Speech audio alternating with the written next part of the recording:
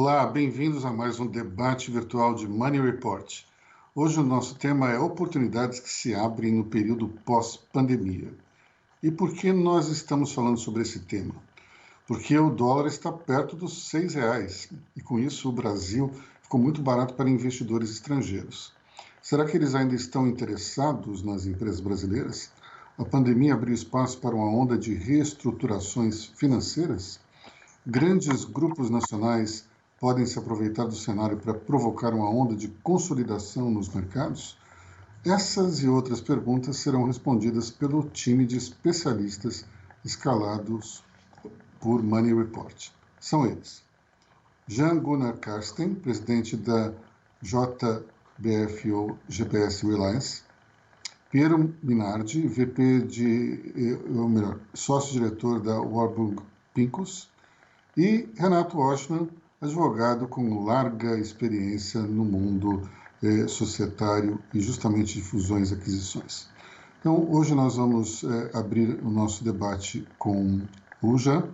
Antes disso, eu gostaria de agradecer os nossos patrocinadores, que são o Grupo Comolatti, representado aqui pelo nosso CEO Sérgio Comolatti, um dos maiores conglomerados empresariais do Brasil. O Grupo Comolatti tem quase 6 décadas de atuação no mercado nacional e atualmente integram o seu portfólio empresas da área de autopeças, administradoras imobiliárias, concessionárias de veículo e também uma iniciativa que todos conhecem, que é o restaurante Terraço Itália.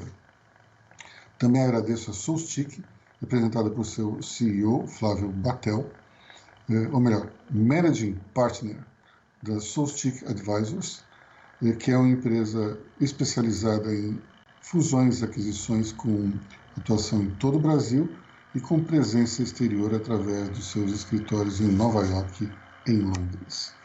Eu queria também agradecer a Atmo Digital pela cessão dessa plataforma, pela qual nós fazemos os nossos debates virtuais, em especial ao seu CEO, Arnold Correia. Então, vamos começar a nossa conversa. São 10 minutos de exposição para cada um dos panelistas. Depois nós vamos abrir para as perguntas que podem ser feitas através da nossa plataforma, nossa ferramenta logo aqui embaixo. É só colocar a sua pergunta. De antemão já peço desculpas porque é virtualmente impossível atender a todo mundo, mas na medida do possível vou juntando as questões e tentando atender a todos. Então, começando com o Jean, vamos lá, 10 minutos? Bom, Luiz, obrigado aí pelo convite. Renato, Piero, um prazer estar com vocês. Eu vou tentar dar uma passada breve sobre pandemia. Eu acho que tem uma questão de timing aqui importante. E aí eu falo um pouco de mundo e fecho com o Brasil e uma mensagem de mais preocupação como encerramento, tá? Bom, primeiro sobre pandemia, né? A gente está no terceiro estágio, um estágio onde várias economias, principalmente as do hemisfério norte, estão retomando as suas atividades aos poucos, né? A gente atingiu, infelizmente, aí 300 mil vítimas pelo mundo. Nas últimas 2 semanas foram 100 mil vítimas, e esse processo de abertura não é nada trivial, né? Essa semana teve um artigo interessante, se não tiver a oportunidade de ler, eu sugiro, escrito pela Gina Colata no New York Times.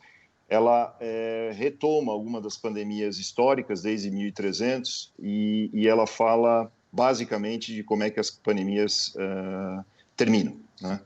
Primeira grande pergunta é quem determina quando uma pandemia termina, né? E historicamente o que se mostra é que elas não terminam, elas perdem a sua força e podem ser por 2 vias. Uma via médica, historicamente apenas uma vez na história foi através de uma vacina, né? E todas as demais foi de uma outra forma, foi pela via social. Pela via da médica, a gente tem visto uma série de projetos aí pelo mundo, hoje são 70, aliás, hoje tem uma ação subindo mais de 200% no Nasdaq, exatamente porque está dizendo que teria achado que seria uma vacina, né? Aqui as fontes são as mais distintas. A gente já escutou dos cientistas em Oxford e da própria Pfizer, uma dos laboratórios envolvidos na busca, que o terceiro trimestre de 2020 a gente já teria uma vacina, pelo menos para os profissionais de saúde. mas eu já tenho visto prognósticos mais conservadores, dizendo apenas o final do ano que vem que a gente teria alguma coisa, né? E a outra alternativa seria uma via social, onde a gente já passa a conviver com o vírus, a gente aprende a ter uma nova rotina, a gente adapta a nossa rotina, né? Então, apenas com algumas evidências anedóticas, se a gente olha hoje o protocolo de segurança para quem desce no aeroporto de Hong Kong, nós estamos falando de pelo menos 5 horas entre esse passageiro desembarcando do avião e ele saindo do aeroporto, né? Então, mais um escrutínio e uma rotina diferente do que a gente estava acostumado depois de setembro 11, por conta dos atentados às Torres Gêmeas, né? A gente já tem visto incorporadoras imobiliárias, por exemplo, em São Paulo, adotando túneis de ozônio, onde os seus empregados, na hora de entrar e sair da obra, passam por esse túnel de forma a desinfetar, né? No setor imobiliário ainda, uma das tendências que a gente tem visto também, há 20 anos atrás, mais ou menos cada funcionário de um escritório de advocacia ou de serviço em geral ocupava 20 metros quadrados. Isso caiu hoje para 5, 6. Nós vamos ter que provavelmente voltar ao que era há 20 anos atrás, de forma a que haja um espaçamento maior entre cada funcionário e, portanto, adaptar a todos os nossos escritórios a forma como a gente vinha se organizando, né? Então, o que eu queria deixar aqui de mensagem é que essa retomada vai ser bem volátil, vai ser dura, vai ser longa e lenta, porque nós estamos falando de um sentimento forte, que é o importante pela via social, que é o medo, né? Falando brevemente sobre o mundo, eu acho que aqui é evidente que a Ásia está liderando essa volta. Se a gente olha os números da China, vários saíram aí nessa madrugada. Produção industrial em abril com alta de 3,9%, a expectativa era 1,5%, né? Então, eu não estaria nem um pouco surpreso se a China apresentar esse ano um PIB em alta em relação a 2019. Provavelmente um dos únicos países em 2020 apresentando um crescimento.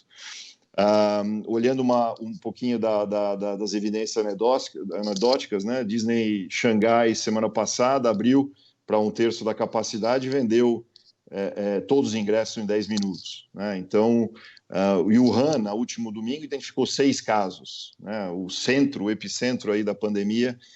Então, uma capacidade incrível de retomada e eu acho que eles estão indo no caminho certo. Aqui é uma oportunidade, sem dúvida, do ponto de vista regional de investimentos. A Ásia, em específico China, como um grande vencedor desse processo todo, né? Europa, muito complicado, é a região que mais está sofrendo. A gente viu o que aconteceu na Itália e na Espanha. A Alemanha também divulgou alguns dados hoje de manhã, o PIB do primeiro trimestre caindo quase 2%. É uma região que esse ano deve cair por volta de 9% em 2020 em relação a 2019, então sofrendo muito aí com todo o lockdown e um mercado de trabalho muito rígido, totalmente diferente do mercado de trabalho que a gente vê nos Estados Unidos, né? Bom, Estados Unidos sofrendo também com o processo, só lembrando que em 2008 o Federal Reserve já tinha injetado e ampliado o seu balanço em quase 2 trilhões de dólares, trazendo estímulo à economia. Ele ampliou em mais 4, né? Então nós estamos falando de um balanço hoje do Banco Central americano por volta de 6 trilhões e o Congresso em geral já está falando em mais um estímulo, com preocupação pelo fato que o seguro-desemprego e o número de desempregados já chegou a 36 milhões de pessoas. Mas é um mercado de trabalho muito ágil e a gente sabe aqui que tem uma retomada muito forte, né? Aqui o que eu diria como uma grande oportunidade, a gente tem visto já, não é de hoje, mas acaba sendo 2 setores saindo muito fortalecidos desse processo todo. Eu diria o setor de healthcare, né? E o setor de tecnologia, sem dúvida alguma.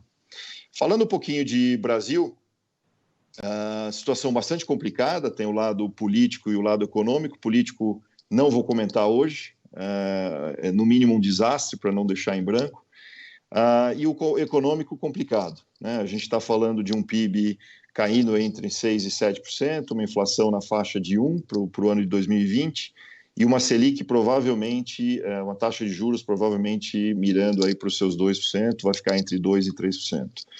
Câmbio é uma variável super importante. O Banco Central já desde fevereiro gastou aí entre moeda e os instrumentos de swap como forma de prover o mercado com oportunidades de hedge, algo como 37 bilhões de dólares, né? E não foi suficiente para segurar a moeda. A nossa leitura é que o câmbio está de 2 a 3 desvios padrões sobre-desvalorizado. Aqui a gente tem um ponto importante, o componente político e fiscal pode continuar assim por mais um tempo, né? A última ata do Copom, que saiu essa semana, nos pareceu mais hawkish, mencionando inclusive o impacto dos juros sobre o câmbio e a funcionalidade do mercado. Então aqui só tem um jeito de a gente ver esse câmbio voltando a se valorizar, é a gente retomando aos poucos a economia, com algum crescimento, e um ajuste no lado fiscal. Vou comentar isso aqui já em um minuto. Tem um setor só que está muito bem no país, está muito claro isso, representa 25% da economia, o agribusiness, sendo um destaque, né? Em abril de 2019, a gente embarcou 6 milhões de toneladas de soja para a China. Em abril agora de 2020, a gente embarcou 8,5 milhões de toneladas para a China. São mais de 30% de crescimento. Se a gente olha a área plantada também de soja, esse ano crescendo quase 3%, a produção crescendo quase 4%, enfim. Aqui a gente tem uma notícia boa em geral e toda a cadeia envolvida com o agribusiness e num câmbio bastante desvalorizado. Então, aqui a gente tem uma sustentação importante para a economia, né? Para fechar no componente Brasil, aqui eu só queria colocar o tema central é o fiscal, né? A gente está gastando em um ano o que a gente vai economizar em 10 com a reforma da Previdência, e o desafio vai ser restaurar a trajetória da solvência, né? E o crescimento, como eu mencionei, vai ser chave para isso. A gente vê aqui uma oportunidade evidente no mercado de ações do Brasil, com uma rotação setorial como a gente nunca viu antes. Muito importante a seleção, o stock picking, né? Quer dizer, se a gente tem determinado setor com 2, 3, 4 provedores, só vai sobrar um, e vai ser o mais apto, obviamente, e aqui não tem jeito, tem que haver uma concentração dentro desse setor e apostar naquele que a gente acredita que ao final desse período vai ser o grande ganhador. Eu deixo aqui como finalização, tenho meio minuto, só a minha preocupação com relação a esse processo como um todo. A gente, praticamente em 2 meses, a gente está avançando no lado de tecnologia, o que a gente talvez levaria 10 anos, né, ou um pouco menos do que isso. E a grande preocupação que a gente tem é como é que a gente vai lidar com a inclusão social numa economia onde quem não tem acesso à internet a um bom hardware está fora dessa economia, né? Então, eu acho que aqui a gente tem um papel bastante importante como iniciativa privada do que a gente pode vir a prover para os menos afortunados, e eu acho que tem 2 componentes chaves aqui, ESG e investimento de impacto, como uma forma de contribuir nesse lado e compensar um pouco essas disfuncionalidades do mercado.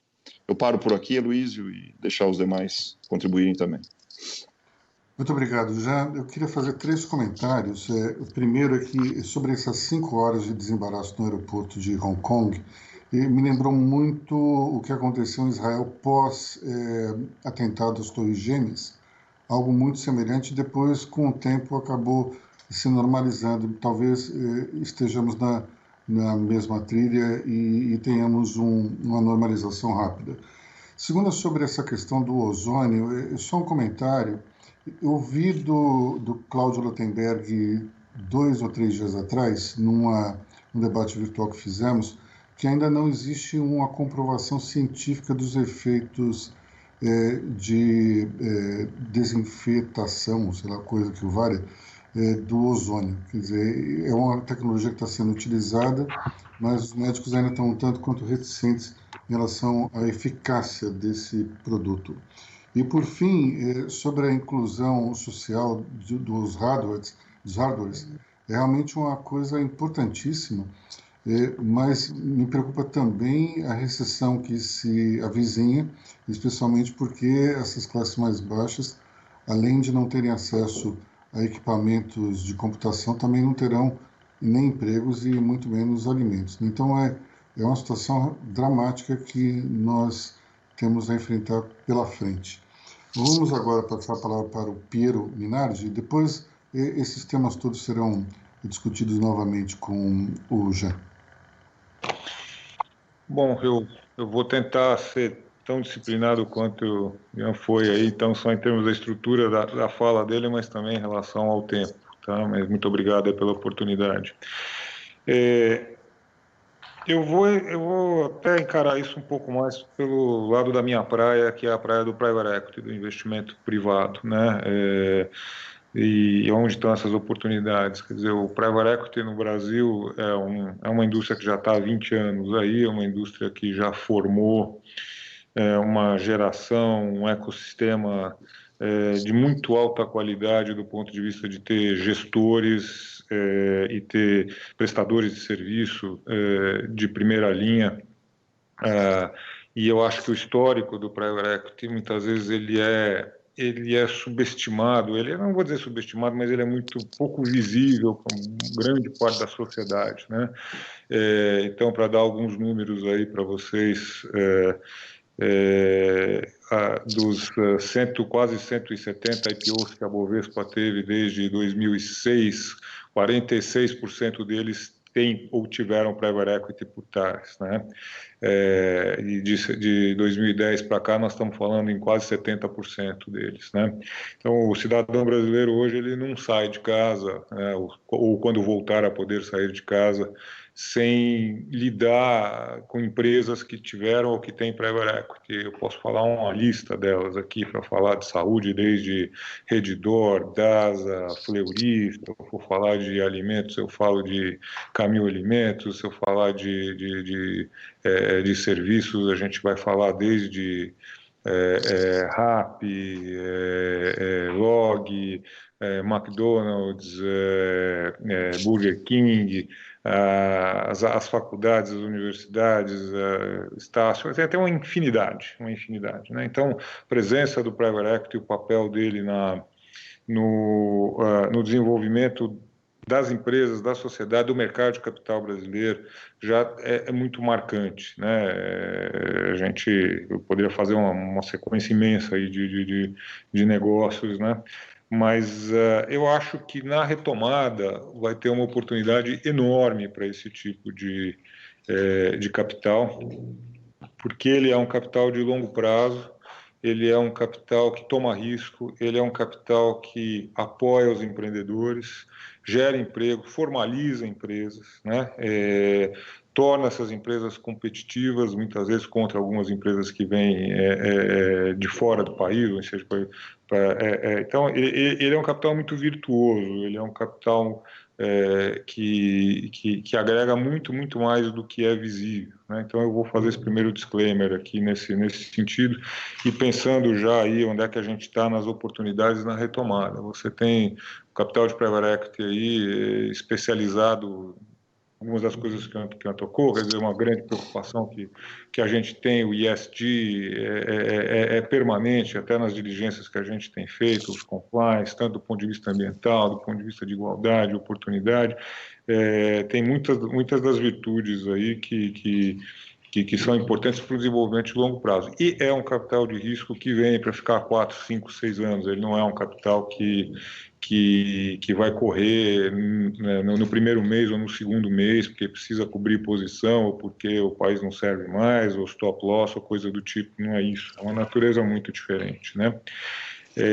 Então, eu faço um primeiro ponto aqui, porque eu acho que atrair esse capital para um ecossistema que está estabelecido no Brasil, muito fortemente estabelecido há mais de 20, 25 anos, com fundos, com gestores de primeira linha, com histórias de sucesso, com prestadores de serviço que entendem, com regulação que tem evoluído, não necessariamente da melhor maneira, da maneira que eu gostaria como presidente da BVCAP, mas certamente, na minha experiência pessoal de gestor, hoje na Warburg Pincus nós investimos na Índia, investimos na China, investimos no Sudeste Asiático, investimos em uma série de países e que não tem o arcabouço que a gente tem aqui para a indústria, tá? Então, e só para fazer um ponto final nesse aspecto aqui, a gente tem no mundo hoje quase 2 trilhões de dólares de dinheiro investido em private equity por fundos de pensão, seguradoras, endowments, enfim, uma série de investidores a custo, né? Então, se a gente imaginar que esse dinheiro vai retornar 2 vezes em 5 anos e vai reciclar para private equity, nós estamos falando que tem 4 trilhões de reais daqui a pouco disponíveis para reciclar para private equity, e a gente tem que atrair muito mais do que a gente está atraindo para cá. O país vai precisar disso, o país já precisava e vai precisar mais. Esse é um capital que quer vir, né? O grande desafio desse capital está em alguns dos pontos que já foram tocados aqui, né? O Ian tocou muito bem, né? Então, o maior deles é a questão cambial. Eu estou falando muito mais do investidor lá de fora, né? A gente tem um ecossistema aqui, tem os investidores aqui também. Obviamente, a questão cambial é uma questão crítica, quer dizer, e eu diria que é quase o único grande desafio que o private equity tem para investir no Brasil. O que eu quero dizer com isso? O private equity no Brasil, o private equity não investe em macro, ele investe em micro. O private equity não investe em país, ele investe em setores, ele investe em empresas, né? Isso é uma tônica geral de todo mundo. O macro tem peso, obviamente, né? E no caso do investidor, o peso hoje está no câmbio, está nessa variação brutal, nessa desvalorização brutal que quebra as pernas, 40% em 2, 3 meses. Para quem trouxe dólar a 3,50, 3,70, quer dizer, os retornos foram embora, mesmo que você consiga recuperar uma parte disso com crescimento, partindo do princípio que o dólar vai ficar por aí. Claro que ele pode voltar e pode ajudar, mas esse é o grande o grande desafio. Então, aí, juntando isso com a discussão de como é que a gente vê, como é que eu vejo oportunidade, como é que a gente vê as primeiras consequências de tudo que está acontecendo aí, quer dizer, eu não tenho muita dúvida que nós vamos ter uma retomada em W aqui no Brasil, nós vamos ter em ciclos, né? Setores vão recuperar melhor alguns do que outros, né? Alguns nem sentiram tanto, eu vou falar um pouquinho disso também, né? Eu acho que essa é uma crise que tem uma característica muito diferente, porque ela é de saúde e ela é global e está pegando todos os países e atingindo vários setores ao mesmo tempo, né? A gente vê o poder de reação dos governos é muito diferente. De fato, o governo americano, se precisar dobrar o que ele colocou lá no helicopter money, ou ele vai colocar. Tem toda uma discussão aí de moral hazard, eles vão lá recuperar, comprar título, a bolsa americana está subindo porque o investidor tem certeza que o governo vai sempre resgatar. Tem toda uma discussão aí que eu nem vou entrar nela, até porque não é muito a minha praia, mas a gente está vendo algumas dessas consequências aí. Aqui, o que a gente está vendo, quer dizer, com essa recuperação, a gente está vendo alguns setores em algumas oportunidades que estão aparecendo e algumas consequências que já estão acontecendo. Então, para tocar em duas que já foram tocadas aí também, que foram colocadas. Quer dizer, toda a questão do e-commerce, toda a questão do digital, como é que isso está avançando. Isso tem, obviamente, no primeiro momento, uma clara consequência e uma clara mudança de comportamento, uma mudança, mas ela traz algumas coisas com ela, né? Que vão um pouco além do que a gente tem visto. A primeira, eu acho que vai obrigar, sim, as empresas querem ser digitais, sim, as empresas devem ser digitais, as empresas têm que vender no canal, mas vai obrigar muitas das empresas que usavam o canal digital, eu tenho 10% da minha venda aqui, 5% da minha venda, etc. E, de repente, isso vira 30% da venda deles. Eu estou vendo isso na Pets, nós somos investidores da Pets. A gente atingiu um nível de venda online em março desse ano que a gente achou que ia atingir só em 2023 ou 2024. Isso vai fazer com que as empresas pensem na rentabilidade desse canal. Não dá mais para você começar a usar esse canal apenas como uma forma de criar receita e testar para ir aprendendo, porque se esse canal começar a dar prejuízo, a parte do prejuízo dela começa a ficar muito grande em termos absolutos dentro do todo. Então, vai obrigar com que as empresas pensem o digital também do ponto de vista de rentabilidade, de um volume importante permanente que está dentro do seu dia a dia e que precisa ser tratado como os outros, com retorno, com margens, com coisas do tipo. Esse é o primeiro ponto. O segundo ponto que a gente vê bastante também de setores que nós estamos falando, que está relacionado com e-commerce, está relacionado com a digitalização. Nós somos investidores em educação também, na Eleva Educação, que é uma plataforma de estudantes até o terceiro colegial, tem toda a questão e vai para o office, home office, para tudo, tem toda a questão do acesso a esse negócio, que passa por um problema de infraestrutura. Quer dizer, a gente vê hoje na Eleva Educação, você, para de fato ter a educação digital de bom nível, entregar conteúdo de bom nível, não só a conversa do professor, ou como a gente está fazendo aqui, precisa chegar ao conteúdo, né? Precisa ter a base de infraestrutura para chegar na porta da casa das pessoas. E não tem. A verdade é essa. Para fazer uma coisa de qualidade, não tem. O Brasil está muito atrás no desenvolvimento de infraestrutura. Nós nem começamos a pensar no 5G ainda, nem acabamos o 4G. E a verdade é que, até no ponto aí do próprio agronegócio, a gente vê em regiões remotas do Brasil, não estão cabeadas. Quer dizer, elas não têm acesso, elas não têm... Então, tem um trabalho de infraestrutura gigantesco para fazer, para que a gente possa liberar todo o potencial que existe aí em novos setores e que vão vindo com essas mudanças aí, né? Quer dizer, todo o setor de infraestrutura, não só de tecnologia, em geral, no Brasil, precisa de investimento. Então, a gente tem que desengargalar muita coisa que não foi desengargalada, que está parada, né? Enfim, e que pode atrasar um pouco a gente capturar toda essa evolução dos novos setores aí, né? A própria discussão de trabalhar de casa, quer dizer, aí tem uma discussão de como é que eu formo o time. Legal trabalhar de casa, tudo bacana, home office, a gente não vai no escritório, mas assim, eu preciso formar time olhando a cara das pessoas. Você não forma time, não treina as pessoas, não cria cultura se você não tiver um contato de escritório dia a dia. Eu não consigo ver isso acontecer via home office, né? Quer dizer, empresas que precisam formar talentos, que precisam capturar, que precisam treinar, que precisam fazer. É mais complexo isso aqui do que talvez a gente esteja vendo num primeiro minuto, né? E para terminar aqui, outra parte do desafio, de novo, o meu chapéu de Eureka, a grande parte do desafio que a gente tem além do câmbio é precificar os ativos, né? A precificação de ativos ficou muito difícil agora, né? Porque a gente precifica ativos tomando como base o crescimento futuro, projeções de eventuais de saída. Hoje está muito difícil, né? Muito difícil você chegar numa empresa e subscrever um business plan, porque a própria empresa não consegue dizer para você, olha, nós vamos sair em junho, vamos sair em julho, vamos voltar a 70%, vamos voltar a 80%. Então, isso está tornando mais difícil, nesse momento, fazer investimento. É muito difícil fazer uma diligência em empresas que você não conhece via Skype, por exemplo. Quer dizer, a gente precisa sentar com as empresas, precisa sentar com o management, né? Precisa dar um pouco kick the tires, como diz o americano, né? É difícil para o private equity investir. Aí é bem diferente da questão do public equity, né? Então, tem uns desafios a mais aí. Mas o meu ponto é que os 25% macro, os 75% micro do Brasil aqui, para mim, eles estão muito claros como potencial. O Brasil é um país de empreendedor, o Brasil é um país muito diferente de todas as economias da América Latina, onde 10 pessoas ou 10 famílias mandam em 30%, 40% da economia. Se você não for parte daquele establishment, você não faz negócio. Porque o Brasil é muito diferente, empreendedores de diferentes regiões, diferentes setores, o tamanho da oportunidade é enorme, né?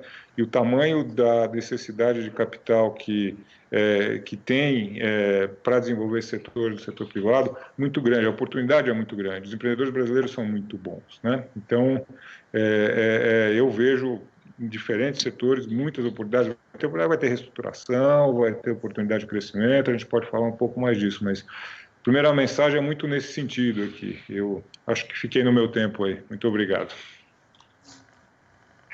Obrigado, Piero. Apenas um comentário também. Apenas um comentário relacionado a justamente o espírito empreendedor do brasileiro, que é o seguinte: ao contrário dessas 10 famílias que o Piero também falou nas outras economias da América Latina, nos outros países, nós temos aqui, primeiro, uma gama enorme de empreendedores que não estão apenas distribuídos como posso dizer, do ponto de vista geográfico, também eles estão distribuídos em inúmeros mercados. as pequenas e médias empresas são responsáveis por 52% dos empregos. Isso mostra o nível de empreendimento aqui no Brasil. Ao mesmo tempo, isso também nos revela uma preocupação. Numa situação de pandemia, as pequenas e médias empresas são as primeiras a sofrer. Então, nós temos que tomar um cuidado redobrado com esse grupo empresarial. Bom, vamos passar agora a palavra para o Renato Oschmann. Last but not least, então temos aí 10 minutos, Renato, por favor.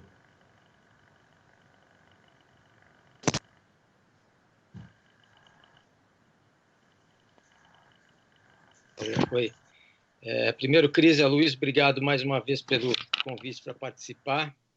E eu estava ouvindo o Jean e o Piero, e eles falaram muito que existem setores bons, setores que estão bem, outros, obviamente, não estão bem, e a gente tem falado com muita gente, muitos clientes, e o que está me lembrando agora é que, no fundo, está todo mundo preocupado, né? Mesmo o setor estando bem, e me lembrou aquela máxima do que se falava antigamente do passageiro de avião, né? Tem dois tipos de passageiro, o que tem medo e o que mente, né? Então, acho que é mais ou menos isso. Nós estamos numa situação que até o que está bem está preocupado. E eu pontuei, assim, de uma forma bem prática, alguns aspectos que a gente está vendo no dia a dia, já com essa visão do que poderia ser os negócios daqui para frente, né? A primeira coisa, eu acho que a gente teve... primeiro, vários negócios, que eu acho que é uma coisa importante trazer, né? A gente teve vários negócios fechados, dezembro, janeiro, pedacinho de fevereiro, até por uma razão tradicional, porque as empresas fecham no Brasil seu balanço em 31 de dezembro, e todo mundo quer fechar esse negócio na virada, para poder, quem tiver que baixar ativo, baixa o seu ativo no balanço, quem aí tem um recebível, enfim, é uma situação muito característica. E uma coisa interessante, que quando surgiu a pandemia, isso a gente já está falando em fevereiro, foi pós-carnaval, vários desses negócios, e negócios vultuosos, somas grandes de valores, surgiu um grande problema, que todos esses negócios foram feitos com valuation e condições anteriores à pandemia, né? Então, uma coisa que é interessante trazer aqui, que vários negócios estão sendo discutidos no Brasil atualmente por causa disso. Então, por que trazer isso? Porque isso está afetando, inclusive, essa curva de análise do comparado dos negócios fechados no Brasil, que eu acho que vai ser difícil de rever isso, porque os negócios são confidenciais, a gente não sabe a informação, quais são os negócios que voltaram atrás, né? Inclusive tem negócios que foram para agências reguladoras, né? Para ter o waiver, e tiveram que ser retirados. Então, nós temos um quadro que não está muito claro ainda do volume de negócios fechados efetivamente no Brasil, final de 19 início de 20. Então, acho que é uma coisa interessante para a gente avaliar. Eu vi até pesquisas ontem, ou antes de ontem, que a projeção é que seria metade do fechado. Quer dizer, eu acho que esse número aí até comporta uma revisão, que é uma coisa bem típica, característica do Brasil, em relação até à sua estrutura jurídica, né? Então, uma questão que é notória e que ocorreu antes, por um motivo, e agora depois, que chama-se captação. Todas as empresas vão ter que fazer captação. As boas, porque vão querer ampliar os negócios, vão ter oportunidade de aquisição, né? As que estão ruins vão ter que fazer captação, mas com outro propósito, de pagar a conta, né? Então, esse é um aspecto que é inexorável, vai ter que se encontrar uma alternativa, né? E eu acho que o interessante é que, apesar de não existir negócios nesse período, vamos dizer, da pandemia, ninguém está parado, né? Quem está, vamos dizer, trabalhando atrás na cozinha, está vendo que tem muito trabalho, tem muita estrutura nova sendo criada, tem muitos negócios sendo arquitetados, e quem se preparar nesse momento vai ganhar o jogo, né? Quem tiver a oportunidade de se preparar, quando abrir efetivamente uma janela, quem tiver preparado chega na frente, porque as oportunidades vão ter muito, como o Pierre falou, vai ter oportunidade, sem dúvida, né?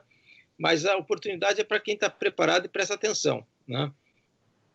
Um outro ponto que eu acho que é importante trazer, que o Piero também sinalizou, que é a questão do valuation, né? Nós vamos ter que cair numa nova realidade, o valuation vai mudar, né? Assim como as empresas que que eu comentei, que foram adquiridas em dezembro, janeiro, que houve o closing desses negócios, né? Toda essa avaliação feita a fluxo de caixa descontado levou um tombo agora com essa pandemia. E mesmo que venha, vamos supor que venha recuperar daqui a 6 meses, esse tombo não recupera, né? Então, eu acho que vai ser difícil, mas investidores, ou quem tem para vender, quem tem para fazer o IPO, quem tem para fazer uma colocação de dívida, vai ter que entender que o valuation caiu, né? Por exemplo, as emissões de CRA, de CRI, esses títulos, a qualidade dos recebíveis também vão ser muito bem avaliadas para poder fazer a emissão, né? Que isso é garantia de pagamento. Então, os valuations vão estar recuados, até porque os ativos também já estão tendo uma desvalorização, né? Eu acho que é mais aquela máxima também daquela loja, que é pagar quanto. Eu acho que nós vamos chegar, talvez, aí nesse momento, né?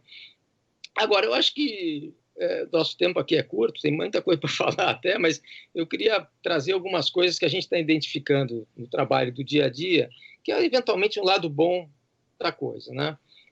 Eu acho que o interessante é que, como eu falei, ninguém está parado e novas estruturas estão sendo elaboradas, né? A cada dia, né, eu acho que a gente está sendo testado. O Brasil é extremamente criativo nisso, né? Os profissionais brasileiros são extremamente criativos, os empresários são extremamente criativos, e a gente está sendo testado no dia a dia, criando novas estruturas com as novas premissas pós-pandemia. Isso o que impacta? Volto a insistir, valuation, garantia. As garantias vão mudar, né? Eu estou vendo garantias com ativos reais, por exemplo, né? O que vão ser a partir de agora? Né? Que era a garantia mais segura que existia no mundo. Não se sabe como vai ser, vamos ter que encontrar garantias líquidas para poder dar numa operação, garantias de recebíveis. Outra coisa, qual é o tempo de maturação para uma dívida, né? Nós vamos ter que também pensar nisso, né? E essa pandemia fez com que a gente refletisse em cima das estruturas que tinham até hoje, né?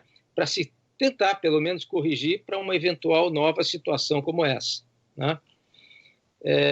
O outro ponto que eu entendo, o Piero comentou, e eu concordo 100% com ele, que a gente tem que ter o olho no olho. Agora, o home office, para efeitos dos negócios, a gente está vendo em algumas operações que a gente já está fazendo, que está fluindo muito bem, que a adaptação está sendo muito rápida, obviamente, para um determinado propósito, né, do negócio, e que eu tenho certeza que os negócios vão ser mais rápidos do que seriam até hoje. Por que isso? As equipes estão melhor preparadas, os home offices vão estar muito mais preparados, os profissionais vão estar muito bem preparados. Então, um due diligence numa operação de fusão, aquisição ou de um IPO, que a gente levava muito tempo fazendo, esse due diligence vai ser feito rapidamente de forma virtual. Uma outra coisa que os contratos nem se fala, uma outra coisa que era uma coisa desumana, né? Que era fazer um roadshow antes de um IPO, onde se ia para o exterior, passava uma semana, 2 semanas, em uma semana fazia 50 reuniões, e não é que era no mesmo lugar, sentado esperando para as pessoas virem, né? A gente tinha que, o pessoal vai para Nova York, depois vai para a Califórnia, da Califórnia vai para a Europa.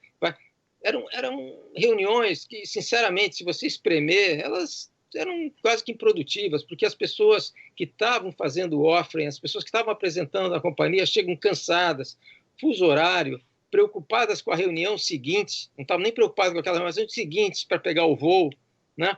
E aí tinha atraso de voo, mal alimentado, então a pessoa não tinha um diálogo perfeito. Então, hoje já está se fazendo roadshow virtual. Quer dizer, e aí a gente fica pensando, poxa, como é que a gente chegou nessa situação de fazer esse movimento até desumano? Então, eu estou vendo isso que é uma coisa boa. Outro aspecto que assim, eu acho que certeza ninguém tem, mas a gente pode ter um feeling, né, de episódios e momentos que a gente já passou, é que o fato de o dólar tá alto, desvalorizou o real, com tudo isso, sempre nessas situações propicia o negócio doméstico, né? Sempre acontece isso, né? 2009 aconteceu isso, 2008, 2009, deu a crise lá fora, os estrangeiros não vieram para o Brasil porque estavam consertando o quintal deles, então, e aí surgiu oportunidade aqui no Brasil, né? Então, eu acho que os negócios domésticos vão aumentar, né? E aí a gente depende também, eventualmente, de privatização, se decola ou não decola, né? E, obviamente, a privatização vai depender muito de capital estrangeiro, né? E acho que essa questão... Por que eu falo de negócios domésticos? O motivo... o empresário brasileiro, o investidor brasileiro que está postado aqui com reais, né, não vai investir lá fora, né? Ele vai comprar o que ele conhece aqui. Então, talvez aí surja a oportunidade, tanto para vendedor como para comprador, para ter um mercado, né? Eu acho que o mais importante não é a gente criar inúmeras estruturas, mas é ter um mercado, ter jogo, né? E eu acho que essa é uma alternativa que surge. E acho que para o empresário brasileiro, empresário nacional, vamos dizer, que está apostado no Brasil, que tem reais, eu acho que vai ser um momento interessante, né? Aqueles que conseguirem se fortalecer, se conseguir passar essa pandemia, vão ter grandes oportunidades. Por quê? Primeiro, se eles tiverem reais, não estão bem aplicados, os ativos vão estar em contrapartida mais baixos, conhecem uma coisa que é muito importante e que o pessoal do exterior demora para aprender, que é a capilaridade da legislação brasileira, que é uma coisa complexa, né? Se tem segurança jurídica ou não tem segurança jurídica, isso depende de caso a caso, não vamos entrar nessa discussão, mas o empresário brasileiro ele tem o DNA para fazer esses negócios, o próprio investidor brasileiro, ou fundos de private equity, ou clubes que investem nesse Club Deal, enfim, que venham investir, eu acho que é uma oportunidade que surge, né? E, para terminar, eu queria trazer uma curiosidade aqui, que eu achei interessante, que a gente está sendo consultado nos últimos tempos, é que essa pandemia, esse home office, tudo isso, fez muita gente pensar, né? Todo mundo está pensando não é uma crise financeira onde o cara está preocupado com a sua parte exclusivamente das aplicações da sua empresa. A pessoa está no seu íntimo pensando a saúde, filhos, enfim, futuro, né? Uma coisa muito interessante, a gente sabe que a grande, imensa maioria das empresas brasileiras são empresas familiares, né? E essas empresas, e a gente atende muitas dessas empresas familiares, e tem muita empresa, obviamente, familiar, que já está no clube do bilhão, já passou muito tempo, e que são empresas grandes, fortes, e sucessores, filhos, famílias, estão repensando tudo isso. E aqui surge a possibilidade da liquidez, de dar liquidez para essas famílias, de dar liquidez para essas pessoas, através de investimento de um private equity ou de investimento estrangeiro, ou até de outras empresas do mesmo setor que mexeu bastante com a cabeça das pessoas, essa questão da pandemia, uma reflexão importante, e que isso pode originar liquidez no mercado e ter negócio. Eu queria trazer esses pontos, e aí, para vocês. Obrigado, Renato. Vou fazer três comentários antes de começar os debates. O primeiro é em relação aos negócios domésticos que você mencionou. É preciso um certo cuidado por parte de quem quer vender para não perder o timing. Eu lembro o caso da empresa Randon, por exemplo, que durante a crise de liquidez de 2008, ela perdeu 40 concorrentes no mercado. 40 empresas que concorriam com a Randon simplesmente fecharam as portas. Algumas delas poderiam ter sido vendidas para a Randon, só que eles perderam a mão e a Randon, no ano seguinte, ainda conseguiu reinar mais absoluta ainda, porque outras 30 empresas deixaram o segmento no qual atuavam. Ou seja, é preciso uma certa perspicácia para olhar para frente, olhar para os seus balanços e ver se é possível ou não continuar e evitar, portanto, esse tipo de situação. Outro comentário que eu gostaria de fazer em relação ao roadshow insano, a qual muitas empresas eram submetidas.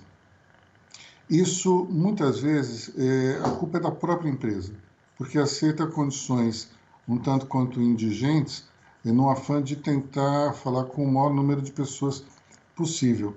Eu lembro, em relação a isso, um episódio que acontecia frequentemente nos governos brasileiros. Isso teve início especialmente na crise da dívida externa, com o ministro Delfim Neto à frente das negociações. Ele e o ministro Hernani Galvez iam falar com a banca e eram tratados de uma maneira um tanto quanto desleixada. Deixados ali numa sala meio desconfortável, altas horas de espera. Quando eles saíam para almoçar, eles, na volta, disseram que tinham sido procurados e, portanto, não estavam, e a conversa ficaria para o dia seguinte. Bom, isso fragilizava muito a posição brasileira, e esse tipo de atitude foi estendido durante anos e anos do governo Sarney, até que, durante o governo Fernando Henrique, o encarregado dessas negociações era o embaixador Jório Dauster. E foi levado a uma sala exatamente igual ao que acontecia desde os tempos de Delfim. Então, ao ouvir que ele tinha que esperar para que o grupo se reunisse e avaliasse a proposta dele, o embaixador Dauster disse o seguinte: muito bem, vocês têm 15 minutos para voltar aqui. Aí eles falaram: não, 15 minutos, isso não é possível. O embaixador imediatamente se levantou e falou: então eu vou embora. Em 10 minutos veio uma resposta. Ou seja, muitas vezes a questão é simplesmente de atitude de quem está querendo a reunião, e a demonstração de se você precisa mais daquela reunião ou o investidor que precisa mais dela. Por fim, eu queria somente fazer um comentário rápido em relação a home office, que é o seguinte: para certos segmentos, o home office é perfeito, como, por exemplo, uma análise de contrato, para uma programação de sistema, esse tipo de coisa eu diria que funciona, que é uma maravilha. Só que tem situações nas quais o contato humano é imprescindível para gerar engajamento, para gerar criatividade e para gerar, muitas vezes, vendas. Somente pelo aspecto virtual, muitas vezes é muito complicado você ter isso. Como é que você vai criar um lead de vendas muito forte por esse instrumento que a gente está usando aqui? É muito mais difícil do que você ter uma conversa presencial. Enfim, temos para a gente continuar aí mais para frente. Eu vou chamar agora o nosso primeiro debatedor, que é o Flávio Batel, da Solstic. Flávio, você está aí na linha com a gente? Oi, Luiz, boa tarde, tudo bem? Obrigado pela oportunidade. Boa tarde, Ian, Piero, Renato. Eu queria fazer uma pergunta para o Piero. Piero, tem muita ação, né, desvalorizada. Por outro lado, você tem muito private equity líquido, ou seja, um ambiente bastante favorável, né, para alguns deles. Você acredita que essa situação, esse cenário, vai abrir um espaço maior para estratégias do tipo PIPE, né, Private Investment, Public Equity, nesses fundos que podem fazer isso, uma vez que essas empresas já têm um modelo de negócio comprovado, isso inclusive teria uma exigência menor de due diligence? Olha, objetivamente eu acho que sim, tá? Na crise de 2008 a gente viu alguns casos, até eu estava na Gávea, nós lá na Gávea naquela época fizemos alguns papos muito interessantes pelas razões que você falou, quer dizer, você até para a discussão de valuation que a gente comentou aqui, as ações líquidas o valuation corrige, né? E já corrigiu, né? Enquanto numa negociação de private, quando é uma empresa private, a negociação de preço ela não tem uma validação objetiva de um terceiro como o mercado, e ela às vezes se alonga, o vendedor não está disposto a ceder, enfim, né?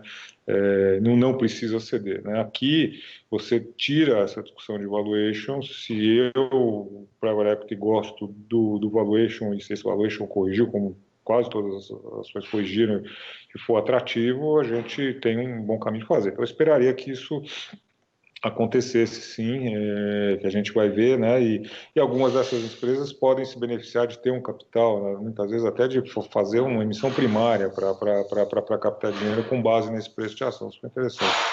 Eu esperaria isso acontecer. A única coisa é que eu não sei se tem tanto private equity líquido assim, tá? Se você for depender, assim, tem alguns fundos, né? Mas a gente teve uma certa limitação na captação recente, tudo, mas você está certo, eu acho que sim. Bom, eu vou ler aqui uma pergunta que vem pela ferramenta do Orlando Sintra, que é Board Advisor Member da Solstic. Pergunta para o Renato Oshman. Devido ao momento de pandemia, estamos vendo muitos negócios passando por dificuldades. O quanto você acha que o fator jurídico, como por exemplo contratos assinados, deve ser flexibilizado? Você tem conhecimento de empresas que podem estar se aproveitando do momento para obter vantagem ou a maioria segue respeitando os acordos fechados? Bom, eu acho, primeiro ponto, né? Eu acho que para quem está na parte jurídica respondendo, né? Eu acho que tem dois tipos de advogado, né? Tem o deal maker e o deal breaker, que a gente aprende desde cedo, né? Então, eu acho que todo advogado tem que ser flexível na medida em que ele está protegendo até a proteção do cliente dele, para o lado que ele está vendo. Mas ele tem que ser colaborativo, ele tem que ser criativo, né? Nessas sugestões. E agora, mais ainda, né? As coisas vão mudando, né? O segundo ponto é o quanto estão se aproveitando. Na verdade, é o seguinte, é o custo da oportunidade, né? Quer dizer, hoje quem está capitalizado, não é que poderia comprar, e mesmo capitalizado as pessoas estão com receio, os investidores estão com receio de, mesmo assim, investir, porque o que está barato hoje, amanhã pode estar mais barato ainda. Vamos dizer que, não sei se é um aproveitamento, mas ela faz parte do jogo, né? Os negócios são assim, né? Ninguém compra coisa cara, todo mundo quer comprar num bom preço. O que tem que ser uma negociação, vamos dizer, honesta, né? E aí aproveitaria chamar a atenção, porque eu acho que tem um pequeno viés na pergunta dele, que é com relação a esses que como eu tinha citado, os negócios fechados e que, em razão da pandemia, estão dando discussões.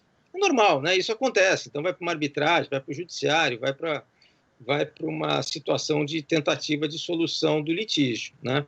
Obviamente, até agora teve vários, né? Passado eventualmente a pandemia, eu imagino que aí não vai ter as razões pelas quais está se discutindo hoje esses outros casos, né? Obrigado, Renato. Eu pergunto agora para o Jean. Eu recebi várias questões aqui pela ferramenta, já que quando você mencionou que havia dois setores mais, digamos, procurados ou mais que geraram mais interesse, como saúde e tecnologia, várias pessoas perguntando aqui pela ferramenta que outros segmentos podem gerar interesse. Percebe-se aqui que tem tanto pessoas do lado que querem vender, como pessoas que querem comprar.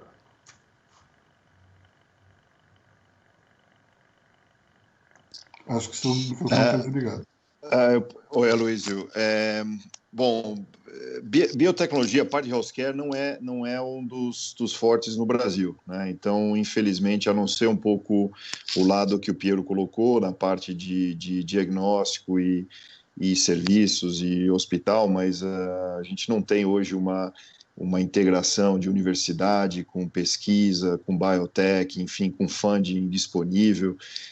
Então, infelizmente, nessa parte não é dos setores que poderiam ser bem aproveitados. Mas a gente tem o lado de tecnologia e tem um dos polos, eu diria que hoje São Paulo está aí junto com Tel Aviv, São Francisco, Xangai, enfim, Amsterdã, de alguma forma, entre os polos mais envolvidos e mais avançados na parte de internet e businesses, de alguma forma, disruptivos a vários outros negócios, né? Então, essa parte, assim, só para mencionar um caso, assim, por exemplo, uma empresa hoje no Brasil, que é do sul do Brasil, Rio Grande do Sul, tem liderança aí no mercado de SMS, né? Então, cada vez que você gasta o cartão ou você tem um plano de saúde sendo usado, ele praticamente tem liderança de market share nisso, você recebe uma mensagem que é feita por essa empresa. Ela, por acaso, esse ano está tendo os melhores anos de faturamento ever, né? Então, só comprova um pouco como algumas empresas no setor de tecnologia têm um nível de resiliência que é incrível, né? Que elas conseguem ter uma atividade que não acaba não tendo acaba não sendo afetado pelo mercado. Infelizmente, boa parte das empresas não estão listadas, né? Então, na linha do que o Piero colocou, eu colocaria aí a parte de venture capital, os fundos de crescimento, private equity em geral, é a única forma de você ter acesso a essas oportunidades de investimento, e eu te diria que quando a gente olha um pouco em retrospecto como foi 2001, talvez a última grande crise de tecnologia que a gente teve, né, o Internet Bubble, foi ali que vários negócios surgiram, né? Para quem não lembra, na época, Google ficou 5 anos capital fechada, ela abriu capital, ela chegou a bater, se eu não me falha a memória, algo como 400 milhões de dólares ali ao redor da crise, e hoje ela vale o que vale, né? Então, ela tem mais tempo de vida como capital aberto do que capital fechado. Aqui o ponto que eu coloco é, hoje, em função da disponibilidade de capital, várias dessas empresas, boa parte da geração de valor e do crescimento do valuation dessas empresas hoje se dá no mercado privado.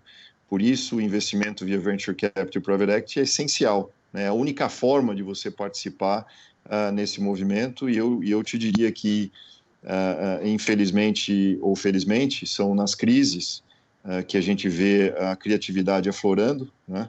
A peste bubônica, logo depois da peste bubônica, veio o Renascimento, né? Que foi uma época super de criatividade para o mundo, né? Para a comunidade mundial. E eu acho que a gente vai sair desse processo refletindo sobre várias coisas, na linha que, como o Renato colocou, mas vai ser uma oportunidade de criatividade, de reformulação de uma série de negócios ímpar, e a única forma de participar é através do mercado privado. Tá? Obrigado, Jean. A próxima pergunta agora para o Piero. Piero, eu, por incrível que pareça, já trabalhei numa empresa controlada por um fundo de private equity. E a minha experiência durante essa época era que os fundos eles têm uma preocupação muito grande com a questão dos custos. Então, era muito comum você fazer uma rodada de redução de custos e daí você pensava, agora está tudo certo. Mas não, tem a próxima rodada de redução de custos e depois tem a outra e mais outra. Enfim, isso, de uma certa forma, pelas minhas amizades, eu vi que era um comportamento padrão e que acontecia sempre. Mas agora a gente está numa situação completamente diversa, que é uma certa paralisia provocada pela pandemia do coronavírus.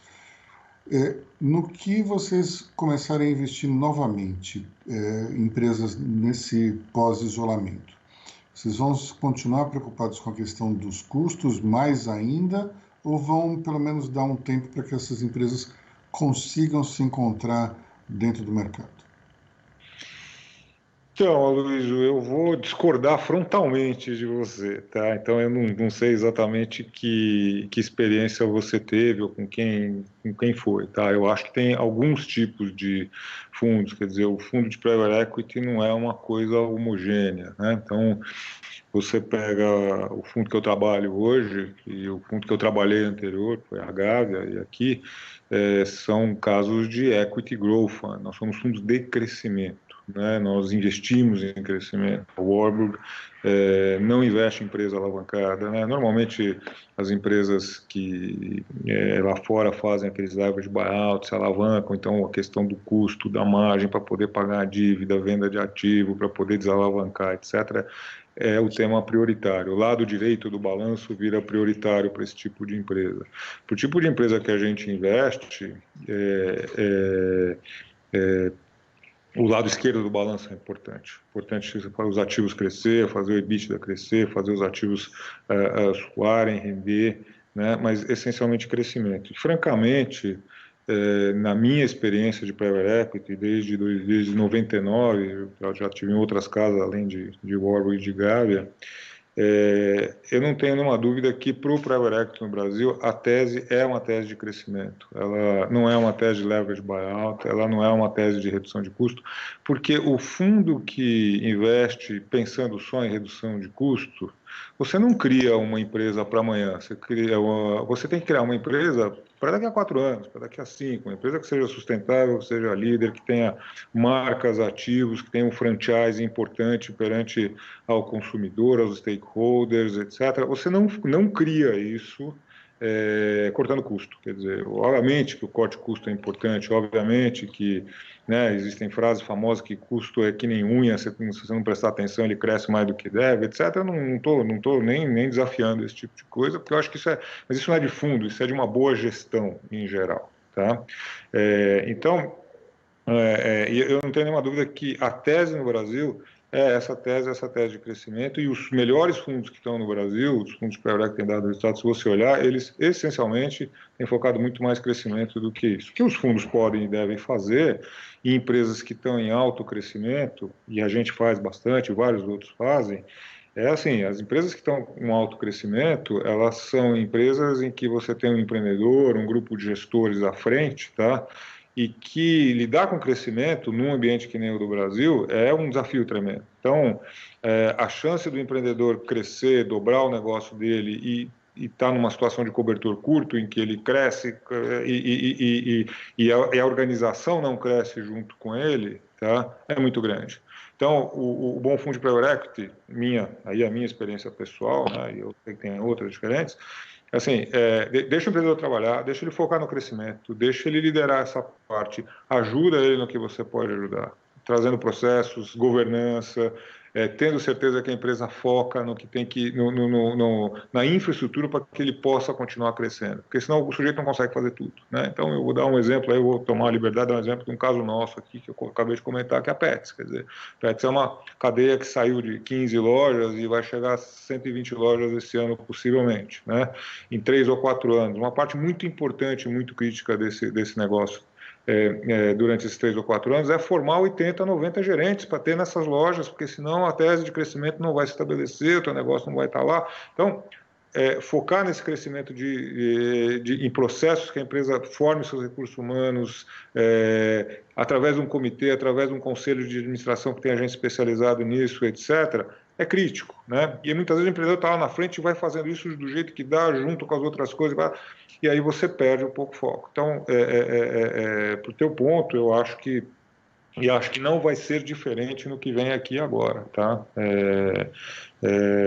Não acho que muda. A tese vai continuar sendo crescimento. Se você tiver que fazer uma reestruturação de custos, sim, sempre tem que fazer, mas não tenho nenhuma dúvida que não são esses fundos e essas teses de corte de custo como meta principal de qualquer fundo, não é a maioria dos fundos que estão aí, não acho mesmo que seja, tá? E não são as vencedoras na minha experiência, na minha opinião, tá? Então desculpa discordar de você, mas é o que eu vejo, tá? Eu vou pedir para deixar a tela aqui paralela um instantinho. Olha, eu vou te falar uma coisa, eu adorei a invertida que eu levei, porque para te falar a verdade, toda a minha experiência nesse mercado foi nessa base, e eu acho muito bom que ela tenha sido uma exceção, porque a impressão que eu tive durante esses tempos em que eu estive embaixo de um fundo de private equity e as outras empresas que faziam parte também da carteira eram administradas da mesma maneira, era de que o core business era algo meio que andava em paralelo a um processo contínuo, diário, semanal, de corte de custos, e eu não via nenhum sentido nesse tipo de atitude e achava que a empresa não ia a lugar nenhum, como não foi, e como esse fundo também foi meio que desativado por absoluta falta de resultados em várias das empresas. Então, eu acho incrível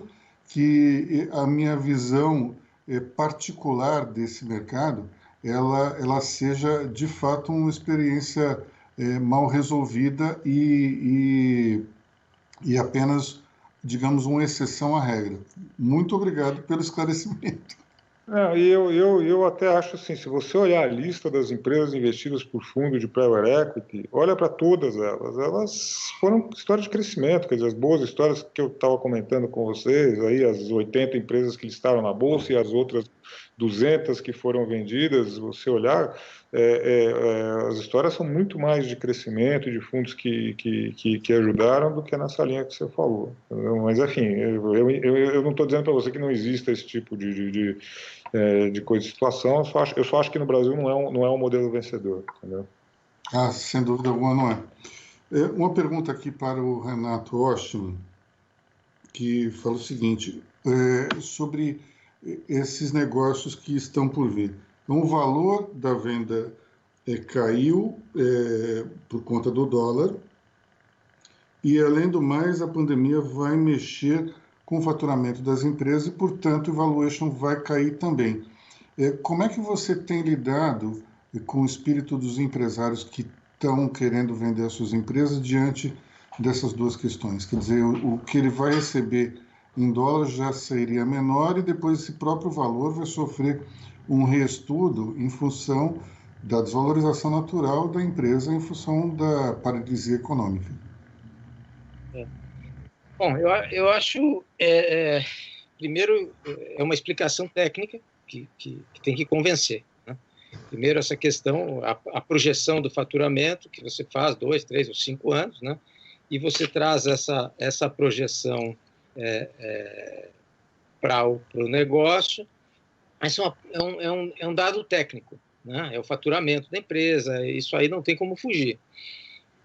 E o outro é um negócio que faz parte, mas é um negócio psicológico, da pessoa entender que o mundo mudou, o negócio mudou e o ativo mudou. Quer dizer, o dólar ter um impacto, né, num negócio doméstico, né, só se a empresa tiver efetivamente algum negócio com o exterior que ela ou ela exporta ou ela importa, isso sim tem um impacto, né? Mas eu acho que principalmente tem que ter uma justificativa e um estudo técnico econômico em cima disso, né? Para que a pessoa que está vendendo se convença disso, né? Quer dizer, essa venda de empresa que a gente trabalha no dia a dia, ela é complexa, né? Mas como a gente trabalha disso, a gente pode até brincar um pouquinho com isso, dizendo que é mais ou menos como você botar um apartamento ou o teu carro para venda. Você sempre tem uma expectativa de um valor, né? Mas quando vem a oferta efetiva, né, é outra coisa. Aí é a realidade, né? Então, como se fala americano, é o asking price. Você tem o teu preço de pedido, mas tem que ver o que é a realidade, né? Então, são esses dois lados que você puder explicar em relação a essa questão. A próxima pergunta vai para o Jean. Já, na verdade, eu percebi aqui que pela tua exposição, que mostrou uma série de aspectos do comportamento econômico-financeiro aí pelo mundo, e isso acabou instigando uma certa curiosidade por parte aí dos nossos web espectadores, aprendi recentemente esse termo, o que eu acho que eles querem saber se resume numa pergunta só, que é o seguinte: que indicadores macroeconômicos ou financeiros nós precisamos ficar de olho agora para conseguir detectar uma mudança na situação ou pelo menos perceber algumas oportunidades de negócio? Alguns dos indicadores que eu falei agora há pouco, Luiz, eu diria, na linha do que eu comentei sobre a Alemanha e a China, que divulgaram dados hoje, né? Então, PIB, vendas, produção industrial, PMI, índice de confiança do consumidor ou do empresariado, quer dizer, são indicadores, a gente vai ver como uma onda, então, provavelmente, continuar vendo números positivos vindo da Ásia. A gente deve começar a ver uma melhora do lado dos Estados Unidos, a Europa deveria ser o último, né? Eu espero que o Brasil fique aí no meio do caminho, até porque a gente está um pouco atrasado em relação a Estados Unidos no que tange ao pico do contágio, que a gente esteja aí entre Estados Unidos e Europa no que diz respeito ao timing de começar a ver indicadores em melhora. Isso provavelmente deve acontecer. E travou. O pessoal da técnica, todo mundo travou ou somente o Jean? Só o Jean. Só o Jean. Ele caiu mesmo. Então tá. Passar a palavra então para o Piero. Piero, você falou que o Private Equity investe em micro e não em macro. Então a minha pergunta é em função do qual é o perfil do empreendedor ou da empresa que vocês buscam. Isso mudou de antes para agora? A pandemia reforçou alguns pontos ou atiçou outros? Que tipo de empresa vocês estão olhando agora? Talvez já queria até completar a fala dele, né? Desculpa, até o Antônio vocês ouviram. A gente ouviu a questão aí da China, dos indicadores, e depois caiu. Tá, então desculpa, rapidamente. Deve ser como uma onda, ou seja, a melhora dos indicadores vindo em Ásia, depois Estados Unidos, o último, até pela rigidez do mercado de trabalho e de um dinamismo menor, eu diria a Europa, né? Ali atingiu de forma mais violenta. No Brasil, e aí, voltando Estados no Unidos caso... e Europa, né? Exato. Então seria uma sequência de indicadores: PMI, PIB, vendas no varejo e o índice de confiança, e vai ser semana a semana, não tem jeito, a gente vai ter que estar acompanhando isso muito de perto para ver o timing dessa retomada, mas vai ser uma retomada lenta, muito na linha do que o Piero colocou. Eu diria que os mercados em geral, há 2 semanas atrás, estavam com um cenário de recuperação em V, e ele está parecendo ser muito mais uma recuperação em W do que uma recuperação em V. Então, portanto, esse vale é um pouquinho mais longo e mais volátil. Tá? Obrigado. Então, vamos lá, Piero. Eu tinha perguntado, então, qual era o perfil que vocês estão procurando e se esse perfil mudou em função da pandemia ou não. Qual o perfil de empresário, perfil de empresa? Não, eu acho, assim, pontualmente, é uma resposta difícil, tá, Luiz? Quer dizer, eu acho que quando você tem um ambiente muito crescimento, um ambiente sustentável de crescimento, existe um determinado tipo de empresário que é mais empreendedor, que é mais, né, que lidera crescimento. Quando você tem um ambiente como a gente tem agora, e aí dependendo um pouco da tua perspectiva para os próximos anos, talvez você vai querer um tipo de empresário, de empreendedor que vai estar mais focado um pouco em não um crescimento extremamente agressivo, mas num crescimento controlado, né? Num crescimento, né, com um pouco menos de risco, um pouco mais conservador, vamos colocar assim. Mas eu vou te dizer uma coisa, o empresário no Brasil sabe fazer tudo, viu? Ele está acostumado, sim, porque não existiu aquele ambiente de crescimento controlado, né? O ambiente de crescimento agressivo, né? A gente faz muito tempo que não está num ambiente assim, tem pelo menos uns 7 ou 8 anos, e os ciclos de crescimento que a gente teve foram relativamente pequenos. A gente tem geração de empresário aí que veio desde a época dos planos, dos congelamentos, enfim, plano real, desvalorização de dólar e crise disso, crise daquilo e tal. Então, o empresário brasileiro é um ser especial nesse aspecto, né? Então, a gente acho que não muda o perfil, né? Não acho que tem algum impacto. Acho que você vai ter um impacto mais, talvez, na forma de investir em algumas estruturas de investimento, um pouco na linha do que o Renato está falando.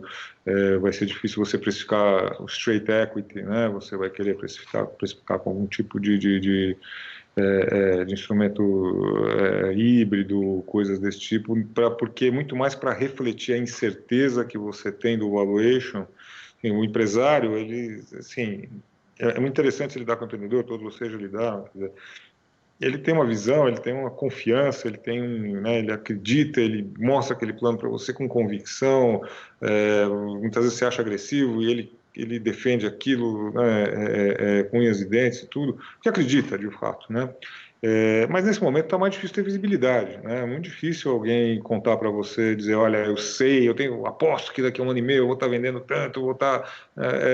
assim, ninguém sabe, a gente não sabe se vai sair, se a gente vai ter um lockdown ainda, se a gente vai sair disso em julho, ou se vai sair em dezembro, com que velocidade. Então, eu acho que você vai ver uma atitude um pouco mais conservadora, mais difícil de colocar essas coisas. Acho que a mudança vai ser mais por aí, que implica no valuation, que por sua vez eu acho que vai implicar em estruturas híbridas que vão tentar de alguma forma fazer com que ninguém se sinta daqui a 1 ano e meio em fazendo negócio nesses dias, se sinta, fiz um erro, vendi mal ou comprei mal. Eu acho que vai ter que ter uma certa flexibilidade por aí, tá? Obrigado, Piero. Eu vou fazer a última pergunta, então, para o Renato Oshman. Renato, a pergunta é a seguinte, alegria de uns, tristeza de outros, mas parece que no setor do direito o movimento está muito grande, né? Você conseguiu, nesse tempo, trabalhar mais, menos? Como é que está o movimento do escritório em função dessas negociações? Bom, eu aprendi na profissão que para o advogado tem que estar muito bom ou muito mal, né? Só não pode estar parado, né? E então, o que acontece? Na situação que a gente está enfrentando hoje, que está ruim, né? A gente tem uma demanda grande de trabalho, só que é uma demanda diferente do que a gente tinha, por exemplo, o ano passado, que a gente estava fazendo muita operação de muita fusão, aquisição, enfim, as empresas estavam captando. E hoje a tendência, o que a gente está fazendo é um trabalho de acertar determinados negócios que foram feitos e que não conseguem prosperar. Empresas que estão com dificuldade, a gente está tendo muita renegociação de dívida, renegociação de composição acionária. Né? Então, isso é um trabalho que está tendo. E uma coisa interessante, que é bem desafiadora, né? É a gente criar essas novas estruturas, vamos dizer, financeiras de captação, né? Um exemplo para vocês, por exemplo, o setor agro, né, que está indo muito bem, e apesar de estar muito bem, essas empresas necessitam de capital de giro, quer dizer, uma captação diferente das empresas que estão necessitadas para pagar dívida, né? Essas empresas estão precisando de capital de giro para entregar pedido, para entregar mercadoria, para entregar a safra, né? Então, o que acontece? Eles estão tão demandados por pedidos, né, que eles precisam de capital de giro para isso, né? Então, a gente está criando estruturas que não tinha até então, que é como financiar a matéria-prima de produção, né, para que fique o consumidor, a empresa final, garantida que ela vai receber o pedido se ela adiantar o pagamento, porque ao contrário, é o contrário, primeiro manda para depois pagar. Então, são situações novas, inusitadas, que estão sendo criadas. Para você ter uma ideia, em alguns casos, nós estamos voltando a um antigo contrato que existia, sei lá, 30 anos atrás, contrato de façon, não sei se existe ainda, que era de você pegar a mercadoria, entregar para o produtor, ele produzir para entregar para ele. Quer dizer, então, nós estamos mais ou menos chegando nessa. Eu recordei esses contratos que eu fazia há 30 anos atrás para poder entrar. Então, essas estruturas estão sendo bem desafiadoras, né? E isso é o que está demandando hoje, e muito trabalho, felizmente, muito trabalho, mas o chato é o que a gente está vendo, que as empresas estão muito machucadas, muito prejudicadas, né? E para superar tudo isso, precisa muita coisa, precisa dinheiro, precisa capacidade, precisa gente, precisa boas cabeças, né? Mas o trabalho está bem pesado, bem forte. Obrigado, Renato. Eu vou encerrar o nosso debate virtual de hoje, então, fazendo um comentário bastante simples, que é o seguinte: com esses debates virtuais, nós aprendemos todo dia, cada dia vem com a lição. Não só necessariamente de conhecimento em si, mas muitas vezes um aprendizado de vida. Hoje, por exemplo, eu aprendi que a minha experiência pessoal ela não pode ser generalizada, numa observação muito pertinente feita pelo Piero Minardi. Então, vai aqui meu agradecimento pessoal ao Piero por ter mostrado um lado que talvez eu tivesse negligenciado por muitos anos aí na minha vida. Então, aqui vai também o agradecimento generalizado aos nossos panelistas, o Jean, Piero, o Renato, aos nossos patrocinadores, a Solstic, através do seu CEO Flávio Batel, Grupo Comolati, através do seu CEO Sérgio Comolati, também a Atmo Digital, representada pelo seu presidente Arnold Correia, e convidar todos a continuarem sintonizados aqui, Money Report. Na semana que vem teremos mais debates virtuais e convido todos a seguirem a nossa programação. Até a próxima.